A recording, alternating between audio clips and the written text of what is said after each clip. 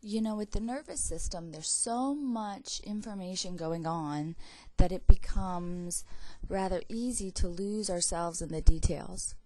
And so if that's happening at this point, it's pretty common, I understand. And take a second to kind of stop and think where we've been. We started by comparing central nervous system versus peripheral nervous system on that first day. And I said that the peripheral nervous system is divided into sensory and motor pathways. The motor is divided into somatic and autonomic. And the autonomic is divided into sympathetic and parasympathetic. So where we've been so far is this. We looked at the central nervous system, which is the brain and spinal cord. Then we look at peripheral nervous system, sensory and motor nerves. From there, we'll divide it into somatic versus autonomic, and then finally we'll wrap up with autonomic. So this review was central nervous system, brain and spinal cord. And with the brain and spinal cord, we looked at the structures. You know, brain has 4 parts to it. Spinal cord has 1 intact section to it. For each of those components, we talked about their functions. We looked at the fact that both the brain and the spinal cord have cavities. The brain has subarachnoid spaces and ventricles and aqueducts, and then the spinal cord has a central canal. We've looked at blood-brain barrier, this ability to control what passes in and out of blood vessels between the blood and the CSF. And we've looked at the cells that do that. And we also looked at all the different ways we have to kind of protect this very sensitive system. So brain versus spinal cord from the beginning. Remember, spinal cord has a central canal and tracts. The superficial tissue is white matter, and it's arranged in columns, and those are its quote-unquote tracts. And then it had gray matter that was deep. That's the butterfly. And those are the roots. The brain has ventricles, it has superficial gray matter, it has white matter deep, and it has islands of gray matter inside the white matter called nuclei, and every nucleus has a specific role. So beginning with the brain, we started out with the fact that the brain has 4 parts to it. Each part has structures and functions, but the brain does have 4 main parts. The big thing sitting on the top of your brain, what you imagine when you hear the word brain, is the cerebrum. Deep within that is the diencephalon. It is also the ventral floor of our brains. Coming out of that ventral floor is the brainstem, and then out the posterior aspect is the cerebellum. So let's review each of these 4. Oh yeah, never forget, fluid-filled cavities inside called ventricles. Alright, the cerebrum. When we went through the cerebrum in lecture, we talked about the fact that it has shallow grooves called sulci. In fact, there were 2 specific sulci, the lateral sulcus and the central sulcus, that we talked about in lecture and we found in lab. The cerebrum can also have very, very deep divisions, and if it's so deep it divides, that's a fissure. And we looked at transverse fissure and longitudinal fissure. Because of the sulci, the cerebrum is divided then into ridges, and each ridge is a gyrus. And we looked at the precentral gyrus and the postcentral gyrus, and the fact that gyri, their surface tissue, is that cerebral cortex, that gray matter, and that's where the action potentials and the processing take place. We looked again at the ventricles. Remember, brain has 4 ventricles, and the first 2 lateral ventricles are inside the cerebrum, and that's cute. It says vesicle. I'll have to fix that. And lastly, the cerebrum is divided into lobes, and there were 5. Frontal, parietal, occipital, temporal, and insula. So you should pause this slide and review all of those terms, pull out one of those pictures from lecture and see if you can identify each of the specific ones that we just mentioned.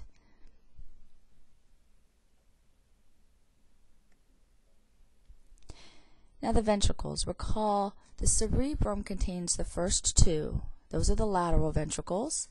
They kind of meet and get close to each other anteriorly, and they're separated by the septum pellucidum.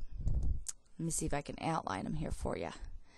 If you're looking at the brain from the front, here's each of the ventricles that are the laterals, and the septum pellucidum would be right there in the middle dividing them. If you looked at the brain from the side, here would be these two lateral ventricles. So those are in the cerebrum. The third ventricle is within the diencephalon, in the middle, deep inside the brain. Then from the diencephalon, we have a cerebral aqueduct that goes through the brainstem in the midbrain and connects the third ventricle to the fourth ventricle. The fourth ventricle is between the pons medulla and cerebellum within the brainstem. From the fourth ventricle, you go down into the central canal. Not only are all these ventricles interconnected, but they are also connected to the subarachnoid space by apertures and sinuses. Ventricles serve as fluid-filled support structures. Cerebrospinal fluid is also the transport system for the brain and the spinal cord. Looking at the structures from the side, you can see that the color-coded part is the cerebrum. In a second, I want you to pause the slide and I want you to go and find all these structures. Gyri, sulci, fissures. Look for the central sulcus, the precentral gyrus, and the postcentral gyrus, and then be able to find and identify those 5 lobes. Not only should you be able to identify each of the things I just mentioned, but as you go through them and find them and point to them and write their names down for spelling practice, you should also write down at least one function of every single one of those items I mentioned. So again, go find the fissures, the sulci, the gyri, and the lobes, the specific ones we've talked about in class, and name at least one function for each.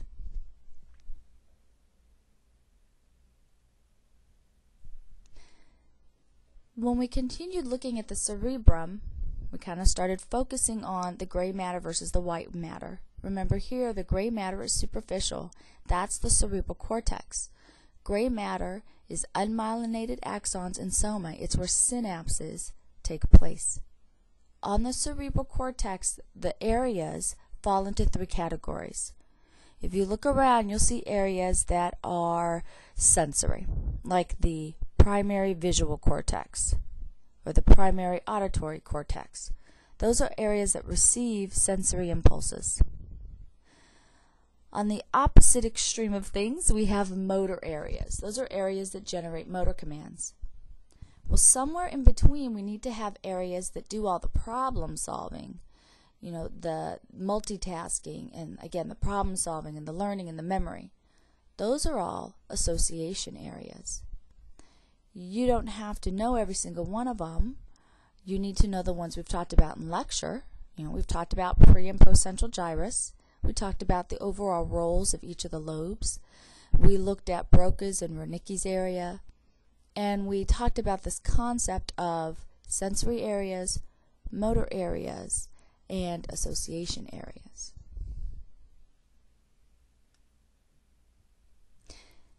Now, if you slice through the pre or post central gyrus and you look at the gray matter cortex, you find these weird body parts. In class, I said that's a map.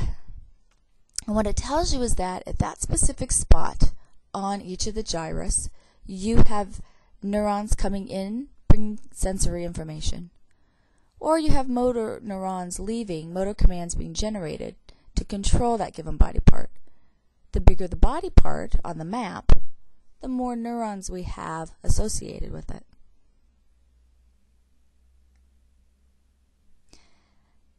Then we began to go deeper, literally, into the cerebrum, and we talked a little bit about white matter.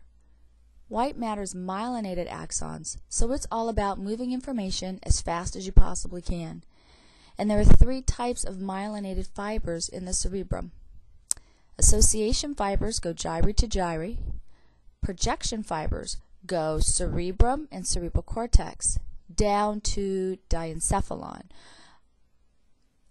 Commissural fibers go between left and right hemispheres. So stop the slide, find all the 3, practice their functions, and specifically go and find the corpus callosum, and even though it's not labeled or written on the diagram, find the fornix and remind yourself what corpus callosum does and what fornix does.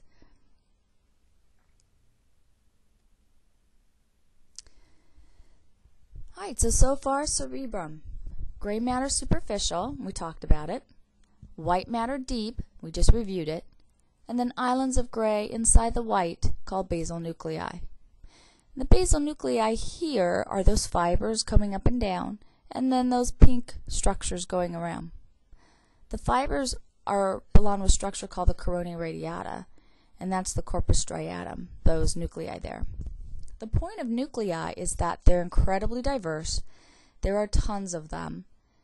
In the cerebrum we call them basal nuclei, but nuclei exist in all the parts of the brain. If you did a cross-section through the brain, you'd find them here. See these gray matter islands inside white? Those are the nuclei. These cavities that I'm outlining now, those are lateral ventricles. This would be the 3rd ventricle. Basal nuclei influence muscle activity. They regulate your attention and your cognition. They regulate intensity of movements that are really repetitive. And they inhibit movement that's unnecessary or contrary to what you need to accomplish. That's just a small smidgen of what they do. There are nuclei associated with emotions. There are nuclei for everything. The diencephalon. So now we've left the world of the cerebrum, which is 83% of the mass of the human brain, and we went into this small, deep component, a little of it seen from the ventral surface, called the diencephalon. Diencephalon structures define the 3rd ventricle, and there are 3 paired structures in this region.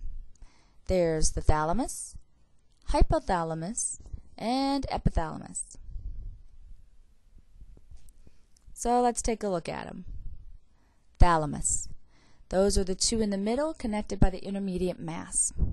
Remember, thalamus is a relay station. Loads and loads and loads of action potentials come into the thalamus. It sorts them out, and then it sends those action potentials to the appropriate place, maybe the hypothalamus or the epithalamus or somewhere else. The anterior floor of the 3rd ventricle is the hypothalamus. You can see its infundibulum and the pituitary gland that it controls.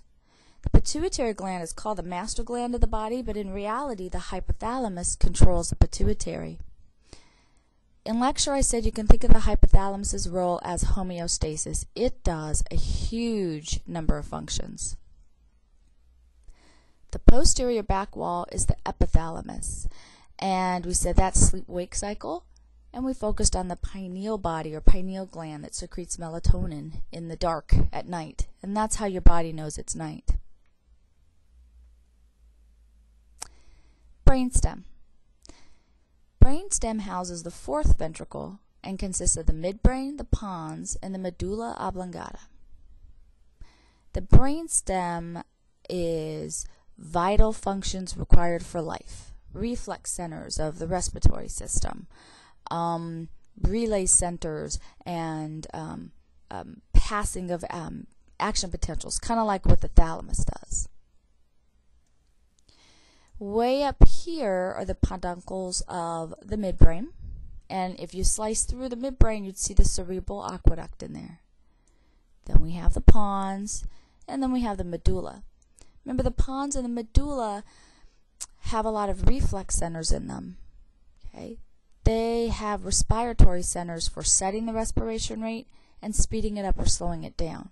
We didn't get into those systems a lot other than mention them because you will focus on them in AMP2.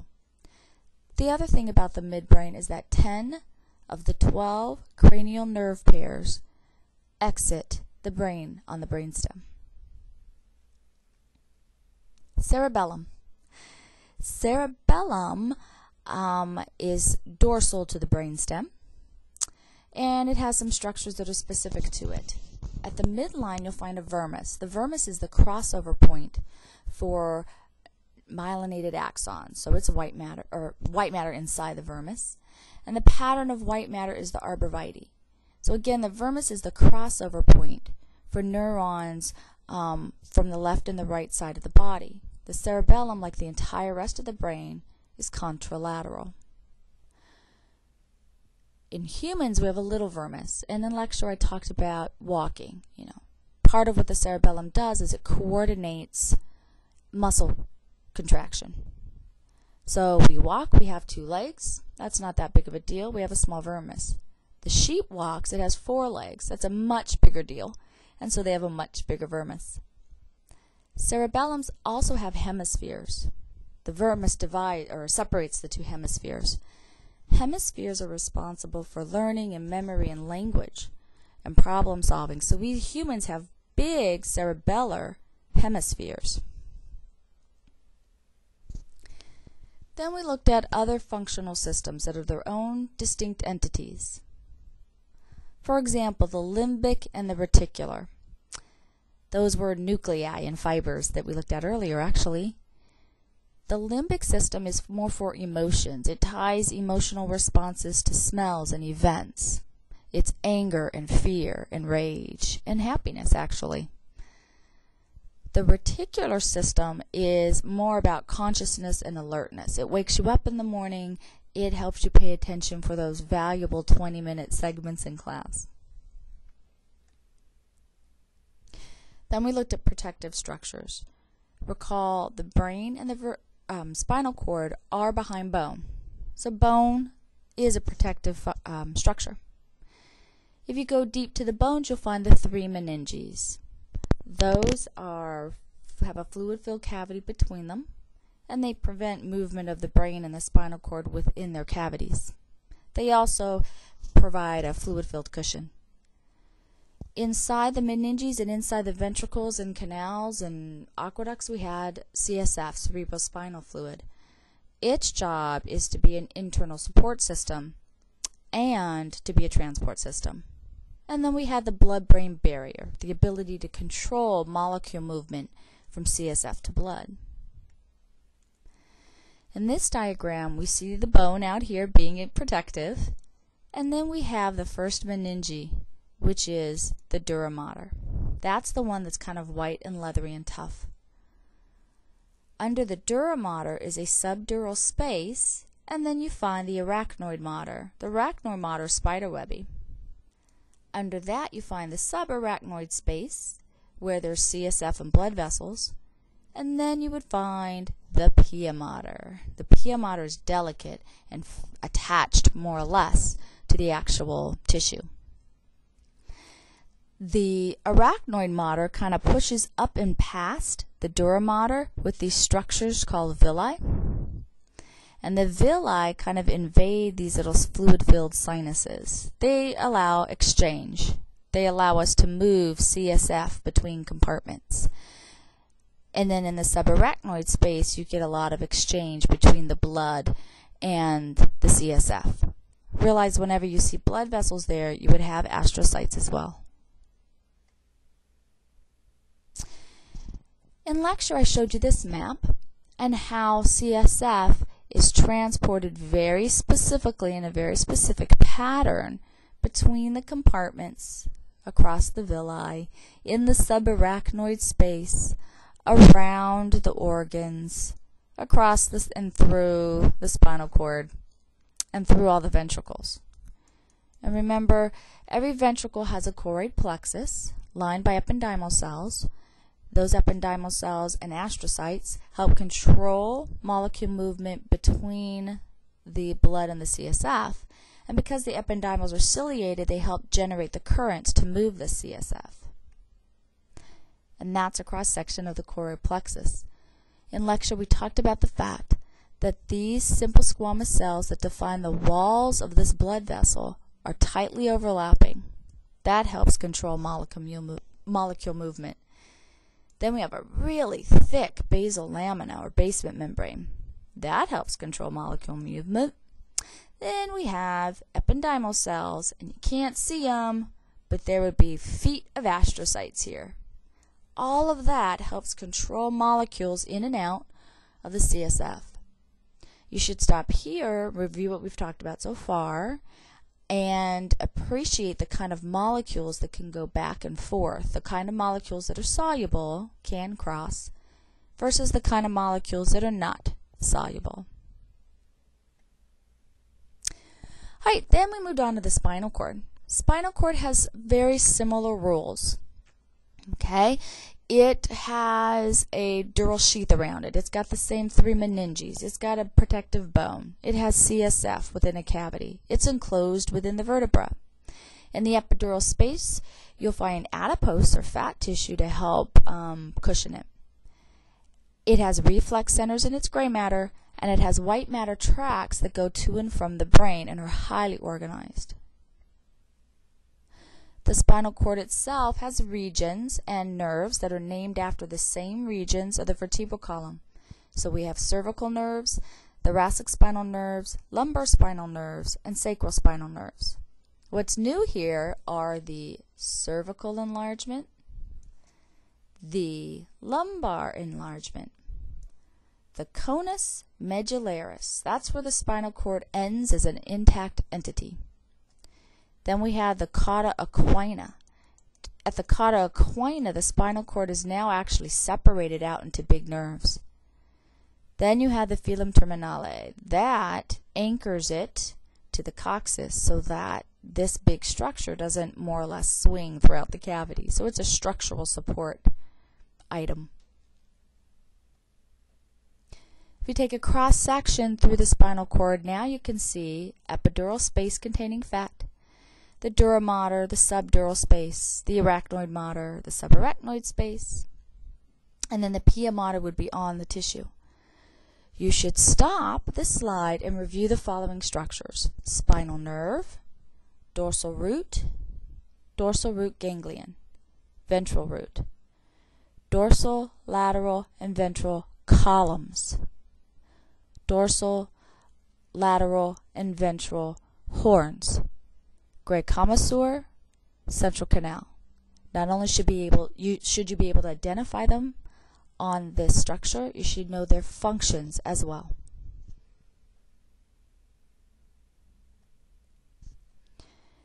Now simply want you to do it again.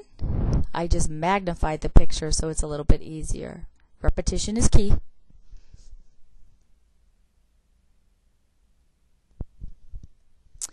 Right. Now we kind of take a step back from the spinal cord and we start looking at the spinal nerves. Okay? So the spinal nerve comes in, and remember it branches into the roots and ventral dorsal root, and then you have the gray matter on the inside. What we're going to start getting into in lecture with peripheral nervous system is all these other little branches of this lovely spinal nerve here.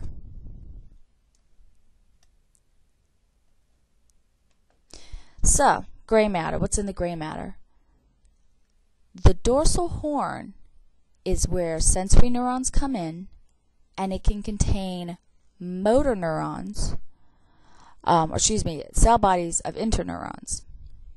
So let me start over. Dorsal horn, cell body of interneurons. Okay? Ventral horn, cell body of motor neurons that are somatic. Lateral horn is in the thoracic and upper lumbar regions only, and it is visceral motor neurons. Visceral motor neurons are like autonomic motor neurons. So there's high organization within the gray matter. There's also organization within the white matter columns. Specific columns travel up toward the brain. Different columns travel down from the brain. Those are the corticospinal tracts.